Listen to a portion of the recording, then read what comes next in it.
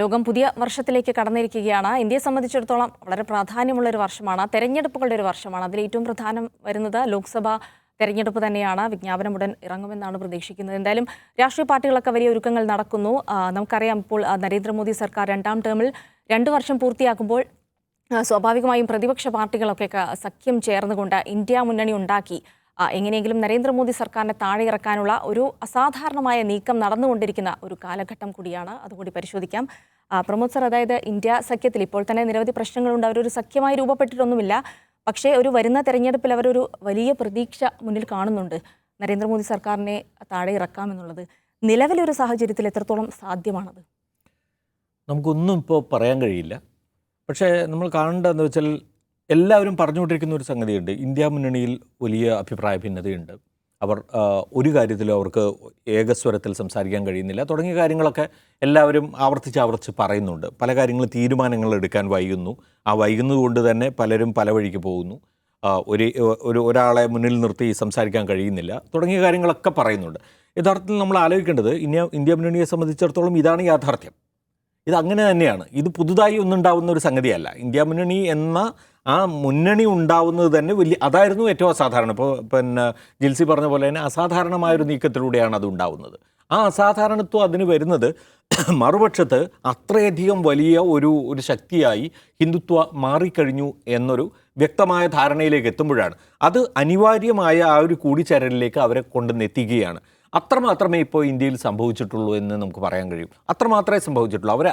അതായത് BJP നേരിടുക എന്ന് പറയുന്നത് തനിച്ച് സാധ്യമല്ല, അല്ലെങ്കിൽ തങ്ങളോടൊപ്പം നിൽക്കുന്ന കുറച്ച് പാർട്ടികളുമായി മാത്രം ചേർന്നുകൊണ്ട് സാധ്യമല്ല എന്ന് പ്രാദേശികമായ കക്ഷികളൊക്കെ തന്നെ മനസ്സിലാക്കുന്നതിന് കൂടെ, അല്ലെങ്കിൽ ഇപ്പോൾ തൃണമൂൽ കോൺഗ്രസ് അല്ലെങ്കിൽ JDU ഇതുപോലെ, അല്ലെങ്കിൽ മഹാരാഷ്ട്രയിൽ നിന്നുള്ള NCP, ശിവസേന, ഉദ്ധവ് താക്കറെ വിഭാഗം, ഇവരൊക്കെ ഒരൊറ്റ പോയിന്റിലേക്ക് എത്തുന്നുണ്ടെങ്കിൽ അതിൻ്റെ കാരണം അതാണ്. ഈ മുൻകാലങ്ങളിൽ അങ്ങനെയായിരുന്നില്ല അത്. അപ്പോൾ അത്രമാത്രമേ സംഭവിച്ചിട്ടുള്ളൂ എന്ന് നമ്മൾ മനസ്സിലാക്കണം. അതിൽ ഏറ്റവും പ്രധാനപ്പെട്ടത് കോൺഗ്രസുമാണ്. കോൺഗ്രസിൻ്റെ തിരിച്ചറിവ് എന്ന് പറയുന്നത് ചെറുതല്ല. അവർ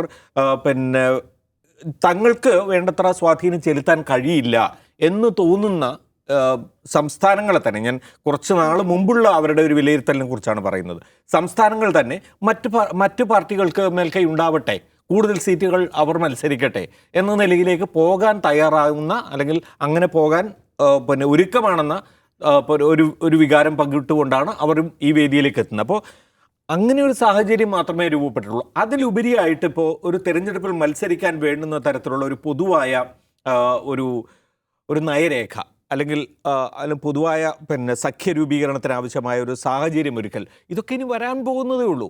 ഇതിനിടയിൽ നടന്നുകൊണ്ടിരിക്കുന്ന പല കാര്യങ്ങളെയും നമുക്ക് അഭിപ്രായ ഭിന്നത എന്ന് തന്നെ വേണമെങ്കിൽ പറഞ്ഞുകൊണ്ടിരിക്കാം. പക്ഷെ അതൊരു യാഥാർത്ഥ്യമാണ്. ആ യാഥാർത്ഥ്യത്തെ മറികടന്ന് ഇനി അവർക്ക് നേടിയെടുക്കേണ്ട കാര്യങ്ങളെക്കുറിച്ചാണ് നമ്മൾ ചിന്തിക്കേണ്ടത്. ഇനി വരാൻ പോകുന്ന മാസങ്ങളിൽ അത് എത്രത്തോളം അവർക്ക് സാധ്യമാകും എന്നുള്ളിടത്താണ് ഞാൻ വിചാരിക്കുന്നത്. സാധ്യമാകുന്നിടത്തോളം മാത്രമേ നമ്മളത് പ്രതീക്ഷിച്ചാൽ മതി. കാരണം എല്ലാം കൂടി പൂർണ്ണമായ നിലയിൽ ഈ സഖ്യം ഒരു ഒറ്റക്കെട്ടായി നിന്നുകൊണ്ട് BJPയെ നേരിടും, അതിൻ്റെ ഒരു തരത്തിലുള്ള സ്വാരസ്യങ്ങളും ഇല്ലാതെ നേരിടും എന്നൊന്നും നമ്മൾ പ്രതീക്ഷിക്കുന്നില്ല. ഇനി അങ്ങനെ ഉണ്ടാവുകയാണെങ്കിൽ that will be nothing like that. വേറെ ഒന്നുമല്ല, BJPയെ സംബന്ധിച്ചിടത്തോളം വലിയ വെല്ലുവിളിയാകാൻ അതിന് സാധിക്കുകയും ചെയ്യും. പക്ഷേ അതിനിടയിലാണ് നമ്മൾ കാണേണ്ടത്. ഇപ്പോൾ ഈ നമ്മുടെ ഇന്ത്യൻ തെരഞ്ഞെടുപ്പുകളിലൊരു പ്രത്യേകത എന്താണെന്ന് വെച്ചാൽ ജിൽസി, നമുക്ക് ഒരുപാട് അടിസ്ഥാനപരമായ പല പ്രശ്നങ്ങളും നമ്മൾ തിരഞ്ഞെടുപ്പ് വിഷയമായിട്ട് നമ്മൾ കൊണ്ടുവരും, കാണും, കേൾക്കും. ഇതൊക്കെ സംഭവിക്കുന്നുണ്ട്. ഇപ്പോൾ തൊഴിലില്ലായ്മ എത്രത്തോളം പ്രധാനമാണ്.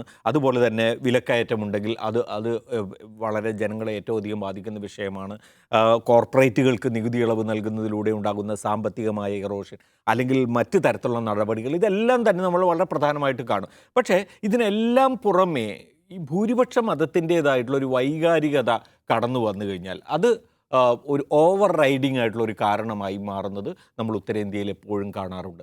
പല തിരഞ്ഞെടുപ്പുകൾ, പ്രത്യേകിച്ച് യുപിയിലാവട്ടെ, മധ്യപ്രദേശിലാവട്ടെ, രാജസ്ഥാനിലാവട്ടെ, ഇതൊക്കെ എപ്പോഴും സംഭവിക്കുന്ന കാര്യമാണ്. അങ്ങനെ ഒരു സാധ്യത വളരെ പ്രകടമായി തന്നെ വരാൻ പോവുകയാണ് രാമക്ഷേത്രത്തിനുള്ള ഉദ്ഘാടനം നടക്കുന്നു. രാമക്ഷേത്രം ഉദ്ഘാടനം ചെയ്യുന്നതോടുകൂടി. അതുകൊണ്ട് നമ്മൾ ഇനിയുള്ള ഈ നാളുകളിൽ രാഷ്ട്രീയം ആ നിലയ്ക്ക് വലിയ തോതിൽ ഒരു സ്വിങ് ഉണ്ടാകാൻ പോവുകയാണ്. അത് BJPക്ക് അനുകൂലമായിട്ട് മാറാൻ പോവുകയാണ് എന്നൊരു തോന്നലാണ് ഇപ്പോൾ നമ്മൾ നിൽക്കുന്നത്. അതിൻ്റെ കാരണം എന്ന് വെച്ചാൽ ഇങ്ങനെ തുറന്നു വിടുന്ന ഒരു ഭൂതം എന്ന് പറയുന്നത്, അല്ലെങ്കിൽ കുടം തുറന്നു വിടുന്ന ഈ രാമക്ഷേത്രം എന്ന് പറയുന്ന കുടം തുറന്ന ഒരു ഭൂതം പുറത്തേക്ക് വരും. ആ ഭൂതം എന്ന് പറയുന്നത് വിശ്വാസമാണ്. ഈ വിശ്വാസത്തിനൊപ്പം നിങ്ങൾ ഉണ്ടോ ഇല്ലയോ എന്ന് ചോദ്യം ഭൂരിപക്ഷ ഹിന്ദുക്കളുടെ മുന്നിലേക്ക് വച്ചുകൊണ്ട് ആയിരിക്കും BJP ഇനി കളി തുടങ്ങുക എന്ന് നമുക്കറിയാം.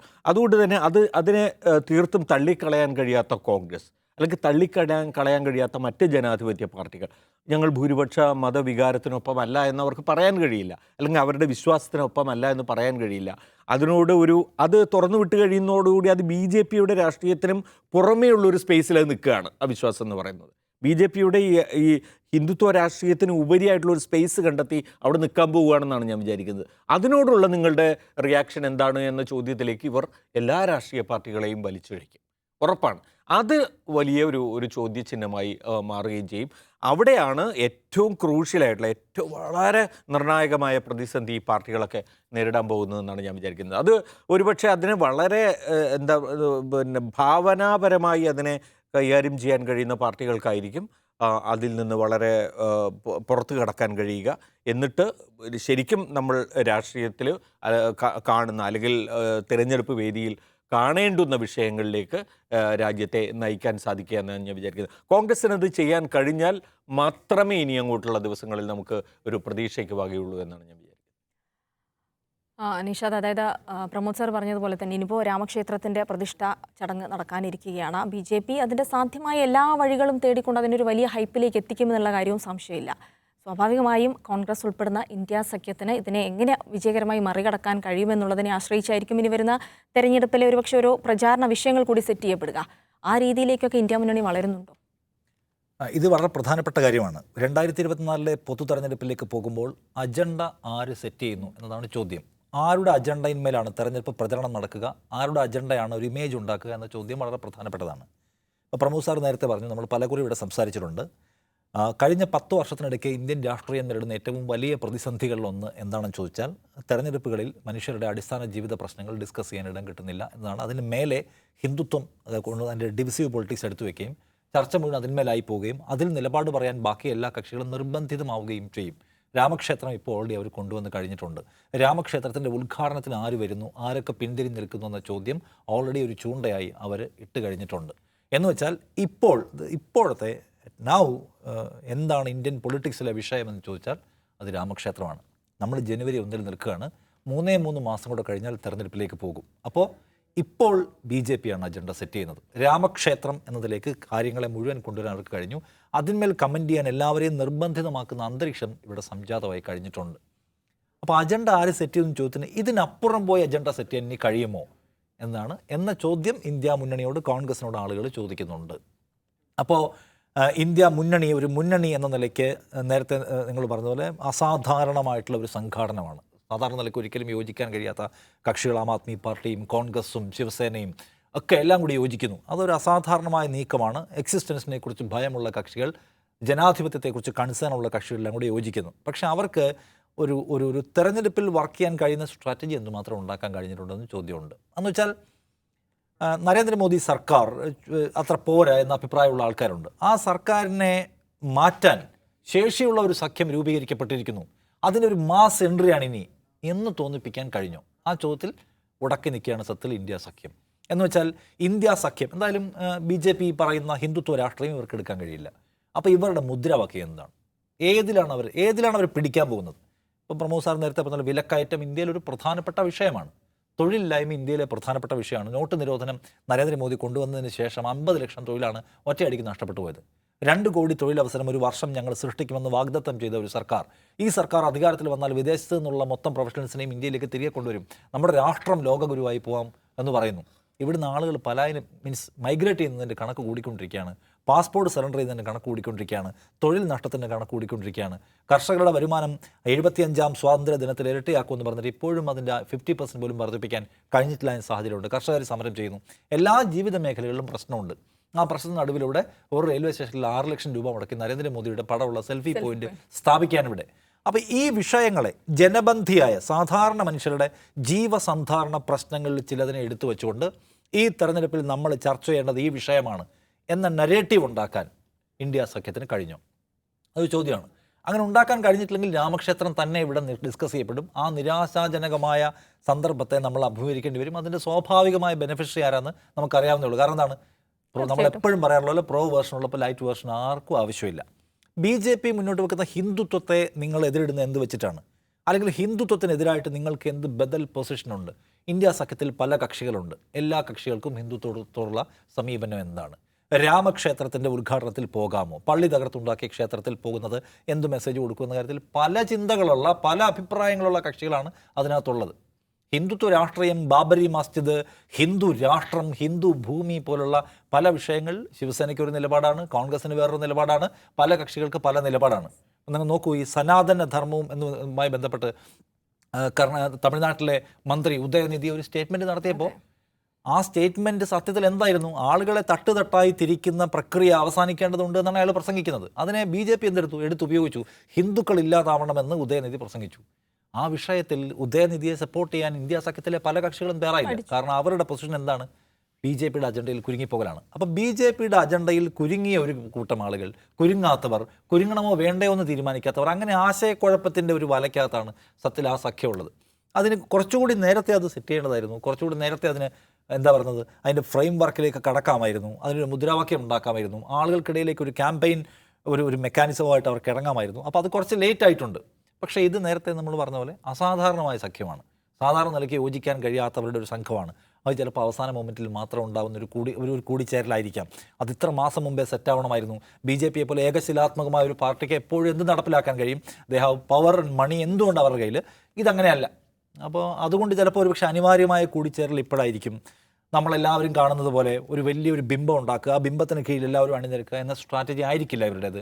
ഓരോരുത്തരും അവരവരുടെ മേഖലകളിൽ, അവരവർക്ക് സ്വാധീനമുള്ള മേഖലകളിൽ പരമാവധി നേട്ടം ഉണ്ടാക്കട്ടെ, അവസാനം എല്ലാം കൂടി കൂടിച്ചേർന്നൊരു ശക്തി ഉണ്ടായി മാറട്ടെ, എന്നിട്ട് അത് ഭരിക്കട്ടെ എന്നൊക്കെ ആയിരിക്കും അവരുടെ ആശയം.